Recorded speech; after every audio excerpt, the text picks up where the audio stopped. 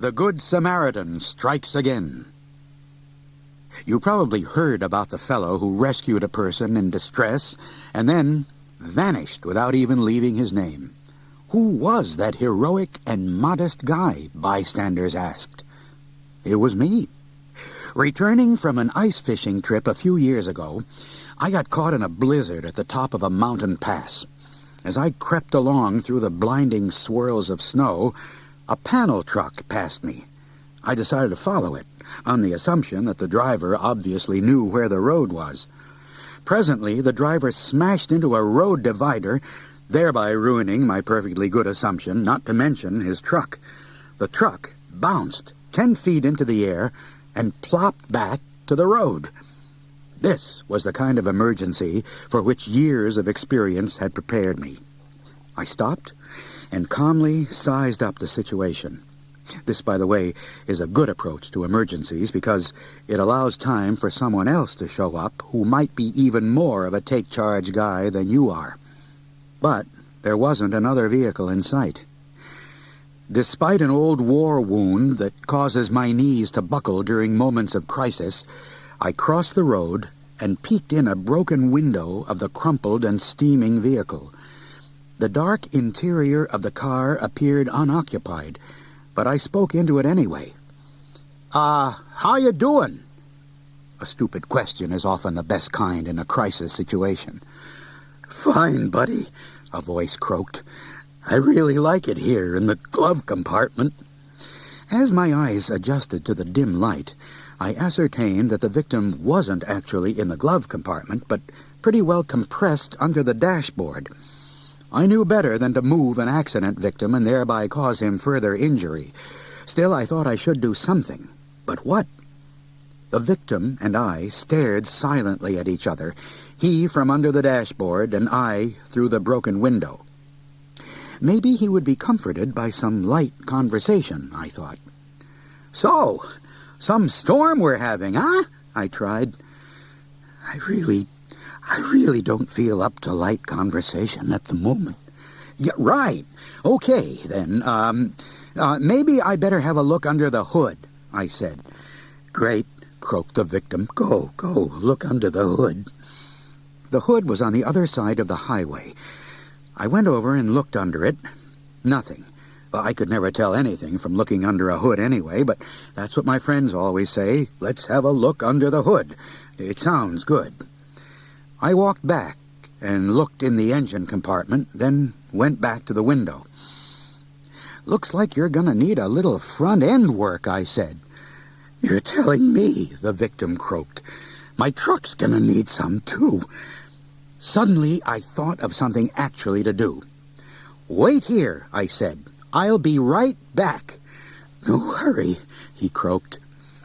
You seem to be croaking, I said, thinking he might need a drink of water. You really think so? Definitely. Maybe you're catching cold. Big deal, he said. I went back to my car and returned with a water bottle and a blanket with which to cover the victim. But I couldn't budge the crumpled door. The only thing to do was to climb in through the window. I'm going to climb in through the window, I told the victim. Don't be nervous. Why? He asked nervously, as if he expected me to rob him. How come you're climbing in through the window? I want to cover you with a blanket so you don't catch cold, I said. Whatever, he said.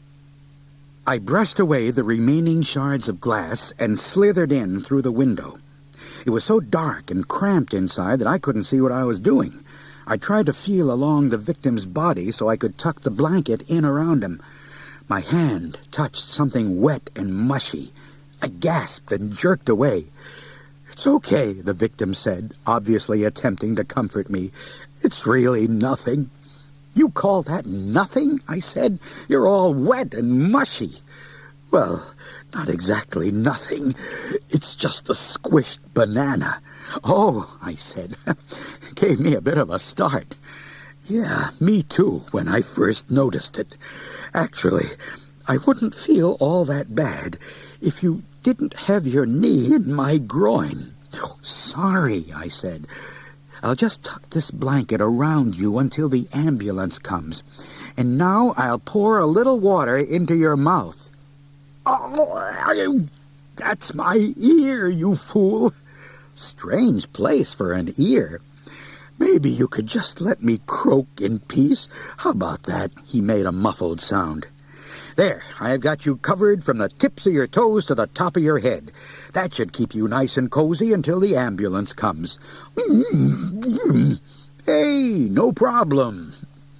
All at once, cars and trucks were pulling up on all sides of us. Men began shouting at each other with the authoritative voices of people who are even better than I in an emergency. I've got a fire extinguisher and a crowbar. Get a first aid kit and some blankets. Somebody called the cops and an ambulance. Careful with that poor guy. His feet are sticking out the window.